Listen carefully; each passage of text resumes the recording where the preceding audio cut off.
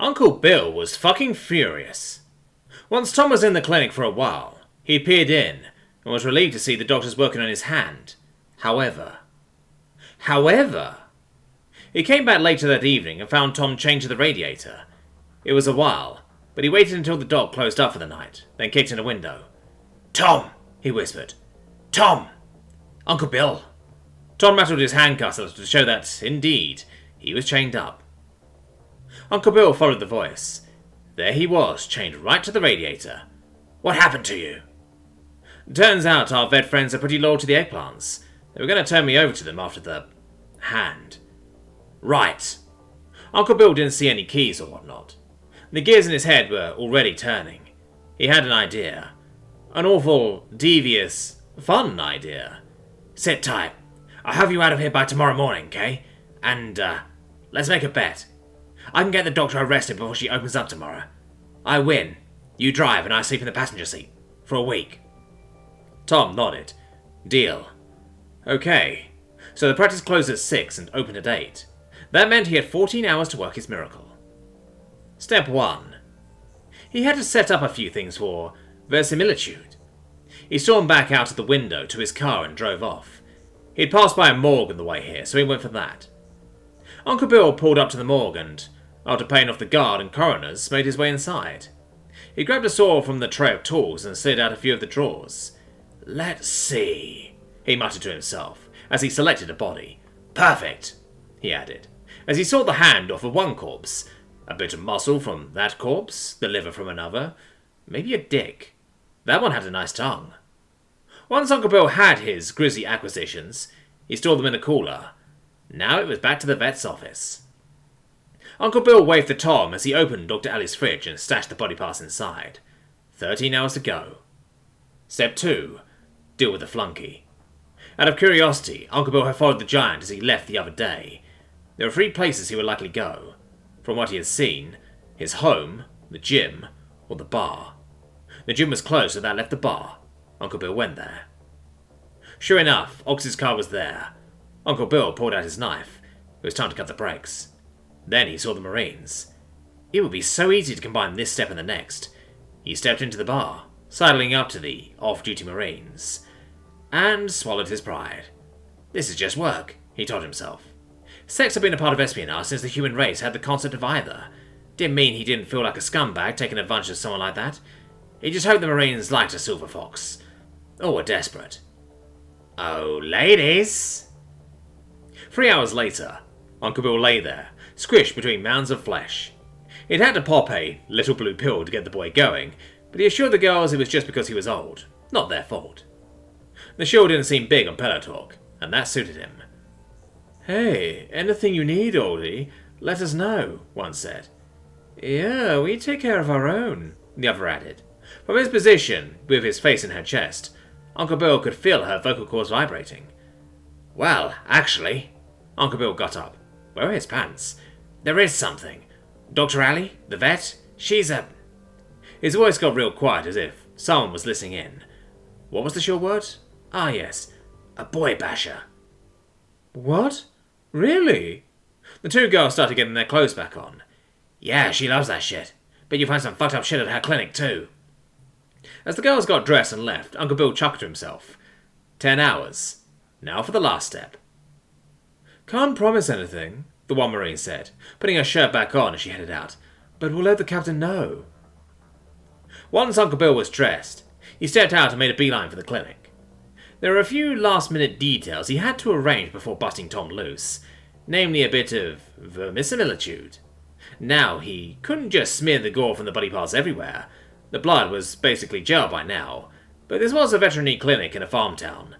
He found a gallon of pig's blood and sloshed it everywhere before heading back out. Tom was still high, so Uncle Bill basically carried him out to the car with 9 hours to go. He had time. It couldn't hurt, so Uncle Bill went back inside and touched up a few final details. "What did you do?" Tom slurred, through the drugged-up haze in his skull. "CIA stuff," Uncle Bill explained. "Sometime tomorrow morning, the good doctor's going to be arrested for being a serial killer." "Badass," the boy slurred some more. "Or at least cannibalism." "Sweet. Anyways, I think they managed to fix the hand, but I still got a lot of work. The one was saying I'd need shield medicine for the nerve damage. Think I'll need a fake ID for that.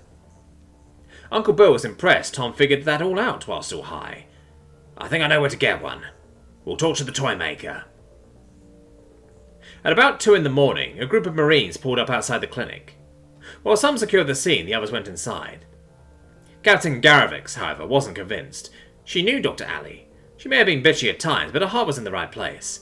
She was most certainly not a boy basher. She was even fixing up the junkie who broke into her house to steal drugs, for fuck's sake. That all went out the door when a pair of Marines wandered back out the door, looking terrified. Captain? What is it, Corporal? You need to see this. One of the Marines gestured for the captain to follow her, while the other yanked off her helmet and vomited on the ground. Oh, goddess! Garavix hurried in, after the stronger stomach Marine, following her to the basement. What she found there tested even her stomach strength. In the basement sat a refrigerator with odd-looking pieces of meat inside. The captain leaned in to take a look, and immediately wished she hadn't. The smell was revolting, and the meat looked like human body parts.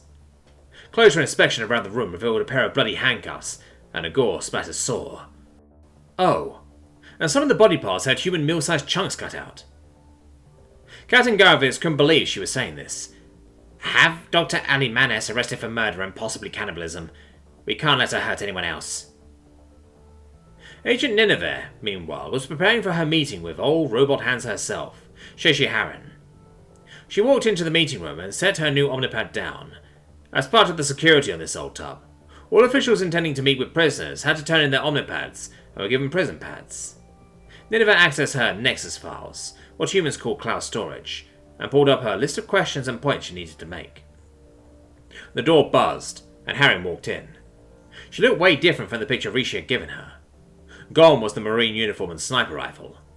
Instead, the muscular young woman wore a distinctly human-looking prison uniform, an orange jumpsuit. Perks of being on Earth, she mused. She couldn't help but note the cybernetic hands. They were cuffed. A guard attached the cuffs to the table as Harren sat down. Shashi Harren, Agent Nineveh noted. I am Agent Nineveh. Interior, Robot Hands interrupted. Took you long enough. Gonna finally disappear me? Like all those other men? Sorry, what? This was an interesting development. Nineveh tugged at the string, seeing where it led. What men? When I was at Woloshameh before the riot. Harren took a deep breath. Prisoners. Men always disappeared. At first I thought it was just, prison stuff. Prisoners killing each other, stuffing each other in vents, escaping. Prison stuff. And yeah, all that happened. Enough that I thought that was all the rest of the disappearances too. But it wasn't, was it? Nineveh tapped something out of her pad. Shashi Harren shook her head. I found a data drive one day. Must have fallen out of someone's pocket. I put it in my omnipad and browsed a few files to see if I could figure out who it belonged to. She sounded as if what she read disturbed her. You found something? Harren nodded. It was a file called Selections. The head guard and the warden were working with the Interior on something called Purity Control. The document was basically a list of prisoners and their medical histories. It laid out whether each one was eligible to be transferred to Purity Control or not. Is that why you aided the prisoners during the rioting? Nineveh was fascinated by the psychology of so-called traitors. Sure, there was always someone who turned to the other side for money or because of some personal slight, but there were always those who had legitimate reasons to do so. Finding out your superiors were involved in some shady program seemed like a pretty decent reason. No. Harren looked like she was going to cry now. My parents, they're super religious. They don't like cyborgs. After I lost my hands, they... A tear rolled down her face. I'm no longer a part of the family. I'm sorry, Nineveh was aghast. So it was an act of rebellion against those who wronged you? And others? Was there any hope, maybe, of being accepted by the rebels? A new family of sorts? I don't know, Harren sniffed. I wasn't thinking about it. The questioning went on for another hour or so, but Nineveh didn't really turn up anything more. Eventually she stood up. Harren? What? Thank you for your time. You've given me a lot to think about. I'll see about getting you better accommodations. And with that, the Interior agent turned and left. Once she regained her omnipad and signed out, Nineveh got in the transport. She called up Commander Rishi and Agent Tanu. Agents Nineveh and Tanu, the commander said. Did you learn anything while I suffered through hospital food? I interviewed Shashi Harren, Nineveh said. She told me about something she discovered at the prison. The head guard and the warden were transferring prisoners to something called purity control for the interior. She noticed a slight change in Reese's expression. Something had spooked her, but this wasn't something to discuss over the datanet. This was crypto chat, but nothing was 100% secure. Better to cut out the middlewoman, so to speak. I found references to purity control as well, Tanu added, and a few of the projects under his banner. A not amount of them were public health projects. Now there's a question for you. Why would the interior, of all people, devote millions of credits, experiment on prisoners, and go to all this trouble to preserve their secrecy? Or for, oh, I don't know, a revolutionary new mental health treatment? There's something else going on. No doubt, Rishi said. Do either of you have your next move? I do, Nineveh said. I'll look into the warden and head guard's communications. Easier said than done, Tanu admitted. They were both killed rather messily. Observe. 2 pictures blooped up on Nineveh's omnipad. One showed the warden lying on her desk, her eyes gone, dark blue, almost black blood oozing from the sockets. The other showed the head guard, one of the Stamantios brood, Nineveh had to note. Her corpse being found walled up in a hallway somewhere. That made the 3 of them collectively shudder. You'd have to pull the recordings off the Nexus. Done. I'll look into the Stamantios family too. Nineveh added that to her mental list. I'll look deeper into this purity control stuff. Some of it's pretty shady, but the science here is revolutionary. Like this mental illness thing. That was based on human science. It seems that humans have a grasp of neurology we would never have thought of. I'll go talk to the human neurologist as well. Like, treating PTSD is one thing, but actually disabling the neurons responsible? This could revolutionize medicine if we allowed it. Or be easily abused. Oh, I think I answered my earlier question. You, Dan? It was clear to Nineveh that Tani found what he had uncovered incredibly fascinating.